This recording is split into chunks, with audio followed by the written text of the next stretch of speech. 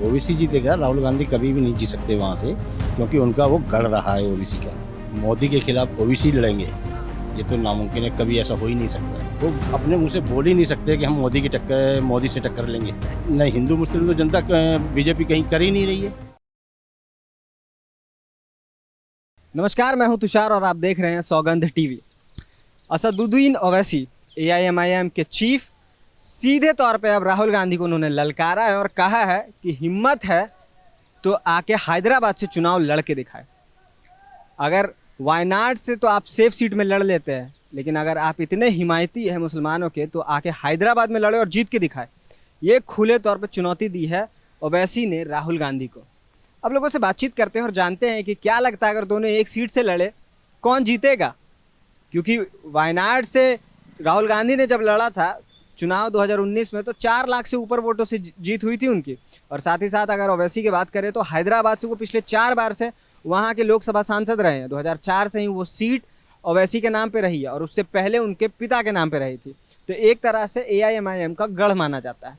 अब जिस तरह से वो ललकार रहे हैं तो कांग्रेस के नेता भी कह रहे हैं कि वो भाजपा की बी टीम है। अब लोगों का क्या मानना है, चलिए देखते हैं। क्या लगता है अगर दोनों चुनाव एक सीट से लड़ते हैं, अगर खासतौर पर हैदराबाद की बात करें तो ओवैसी और राहुल गांधी में कौन जीत सकता है? ओबीसी जीतेगा, ओबीसी जीतेगा, राहुल गांधी कभी भी नहीं जीत सकते वहाँ से, क्योंकि उनका वो गढ़ रहा है ओबीसी का। तो गढ़ तो अमेठी में भी राहुल गांधी का माना जाता था, जो गांधी परिवार उसका माना जाता था। हार तो गए थे वहां से, लेकिन हारे वो अपने कार्यों के चक्कर में हारे हैं। वैसे तो नहीं हारते वो, उनका गढ़ था। उन्होंने वहाँ पे ज़्यादा कुछ नहीं किया जनता के लिए, और जब अब सरकार बीजेपी की पहुँची है तो वहाँ कुछ कर दिखाया है, तो इसीलिए उनको वहाँ हार का सामना करना पड़ा। और यहाँ तो खैर ललकार ओबीसी की बिल्कुल सही है कि राहुल गांधी यहाँ आके चुनाव लड़ें तो उनको देखा जाएगा। तो राहुल गांधी तो शायद कभी जीत नहीं सकते वहाँ से। इस पे संजय रावत का एक बयान है। संजय रावत ने कहा है कि जो असदुद्दीन ओवैसी है उनको प्रधानमंत्री मोदी को चुनना चाहिए था इस ललकार के लिए, ना कि राहुल गांधी को। और उनका अगर उनकी हिम्मत है तो वो जाके बनारस से चुनाव लड़े नरेंद्र मोदी के साथ। तो आपको लगता है कि अगर राहुल गांधी या बनारस से जाके मान लीजिए चुनाव लड़ते ओवैसी मोदी के खिलाफ, तो फिर क्या हश्र होगा उनका?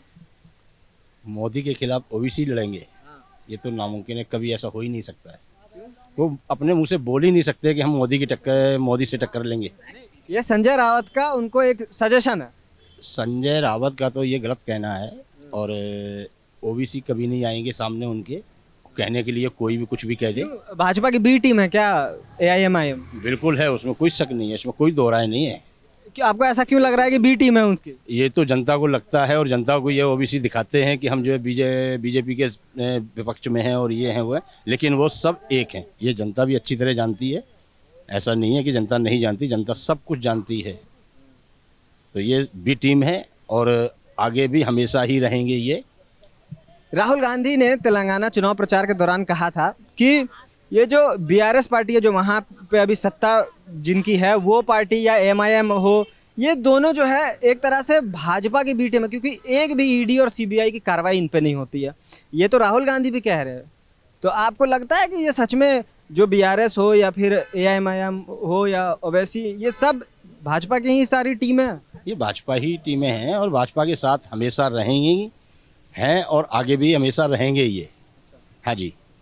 और एक और बात कि अगर मान लीजिए जो कईयों का ये दावा है, चाहे कांग्रेस हो, कांग्रेस भी कहती है कि ये बी टीम है भाजपा की, तो इससे भाजपा को क्या फ़ायदा होता है? क्या पोलराइजेशन करने में फ़ायदा होता है, या क्या फ़ायदा होता है उनको जो इस तरह से उनको प्रमोट किया जाता है? ये वोट का फ़ायदा होता है, इनका आपस का चुनावी एजेंडा होता है ये, और क्या है।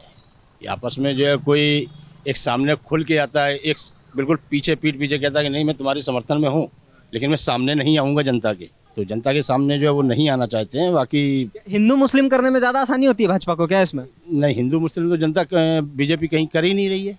बीजेपी की सारी जो कुछ भी उठा के आप इतिहास देख ले 2014 से पहले या बाद में, यही उनकी, चाहे अभी आप जिस तरह से उन्होंने रमेश बिधूड़ी ने बयान दिया वो हिंदू मुस्लिम नहीं तो और क्या है? इससे पहले भी बहुत सारे ऐसे मैं किस्से गिनवा सकता ये तो देखो ये तो नेता लोग हैं, अपना जो है एक वोट बैंक बनाने के लिए कुछ भी कह देते हैं। है तो बीजेपी से ही ना। हैं बीजेपी से ही, लेकिन ऐसा नहीं है। आप कहीं भी बता दो, जब से सरकार बनी है बीजेपी की, कहीं हिंदू मुस्लिम में दंगा हुआ हो, कहीं मुसलमान मारा गया हो या हिंदू मारा गया हो या आपस में हिंदू मुस्लिम लड़े हो, कहीं का भी आप बता दो जब से ये सरकार बनी है। नूह में अभी दंगा हुआ, गुड़गांव में, उसके बाद फिर दिल्ली दंगा हुआ 2019 के 19-20 में। दिल्ली में जो दंगा हुआ वो तो जानबूझ के करवाया गया था जिस टाइम। सरकार तो इन्हीं की है, पुलिस प्रशासन तो भारतीय जनता पार्टी के पास ही है। तो फिर बाद में क्यों दंगा बंद हो गया? जब ऊपर से बयान आया कि दंगाइयों को देखते ही गोली मारो, तो फिर क्यों दंगा बंद हो गया? फिर भी तो होना चाहिए था ना दंगा। ये शुरू, अगर सवाल ये नहीं कि सरकार ने करवाया था, सवाल ये है कि दंगा हुआ ही क्यों? क्योंकि प्रोएक्टिव सरकार क्यों नहीं है, बाकायदा की रिएक्टिव है सरकार। सरकार कुछ होने के बाद रिएक्शन क्यों दे रही है? उसको तो शुरू ही नहीं होने देना चाहिए था कोई भी दंगा। अब एकदम जो है कोई आके यहाँ पे किसी को भी मारने लग जाए, तो इसमें प्रशासन अगर यहाँ पे नहीं है, प्रशासन को जब खबर जाएगी तभी तो आएगा प्रशासन। प्रशासन के पास इतनी टेक्नोलॉजी है, उसके पास सारे इंटरनेट सुविधाएं, एक एक चीज़ उसके पास है। वो चाहे तो एक पल में इंटरनेट बंद कर सकते हैं, इतनी व्यवस्था है उनके पास। तो वो क्या एक दंगा रुकवा नहीं सकते पहले से ही? क्या उनको खबर नहीं जाती? अगर इंटेलिजेंस नहीं उनके पास? नहीं, अगर ऐसा कुछ होता तो ये दंगा ही नहीं होता। अगर ये सब जो है जानकारी होती तो ये सरकार नहीं चाहती है कि कहीं पर दंगा हो, तो ये दंगा नहीं होता अगर जानकारी होती। हाँ जी। चलिए, एक और चीज़ है, एक और आखिरी सवाल मैं पूछ रहा हूँ इस पर कि राहुल गांधी के बारे में कहा जाता है, संजय राउत ने एक और बयान दिया राहुल गांधी के बारे में, कहा कि अब राहुल गांधी भारत जोड़ो यात्रा के बाद उनका जो कद है वो बढ़ गया है, वो बड़े नेता बन चुके हैं। अब वो सिर्फ गांधी परिवार के नाम के भरोसे नहीं है, अब वो उनका अपना एक नाम भी है, क्योंकि भारत जोड़ो यात्रा जिस तरह से सफल रही तो उसके बाद से उनका कद बढ़ चुका है। तो अब वो जहाँ से लड़ेंगे वहाँ से जीतेंगे। तो इस बात में कितना दम है? मुझे तो नहीं लगता है। ये भारत जोड़ो आंदोलन जो किया, लेकिन उस पर भी कोई हमें सफलता नज़र नहीं आई उनकी, और आगे भी सफलता मेरे ख्याल से तो नज़र नहीं आ रही है। जो ख्वाब वो देख रहे हैं तो वो ख्वाब शायद जनता उनका पूरा नहीं कर पाएगी, क्योंकि उनके अंदर इतनी मतलब जो है सस्ता चलाने का अभी वो नहीं है। ठीक है, कहीं कहीं बयान भी देखते हैं हम, जो है कहीं कहीं बयान भी बड़ा अजीब दे जाते हैं वो।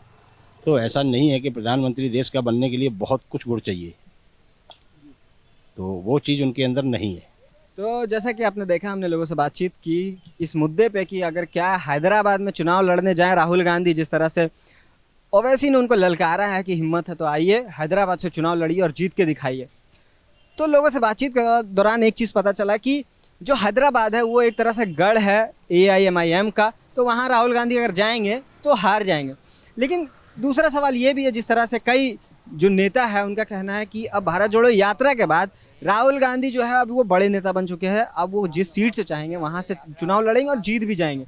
तो अब आने वाले वक्त में देखते हैं कि वो 2024 में कितना ज़्यादा इन्फ्लुएंस कर सकते हैं चुनाव में, वोट प्रतिशत कितना बढ़ा सकते हैं, या वोटों की जो सीटें हैं, लोकसभा सीटें कितने जीत के आएंगे। वो इन सब चीज़ों को देखेंगे 2024 में, क्योंकि जहाँ भी जाओ भारत जोड़ो यात्रा की बात तो है, लेकिन कितना वो इसको कन्वर्ट कर पाते हैं लोकसभा सीटों में, ये देखने वाली बात होगी।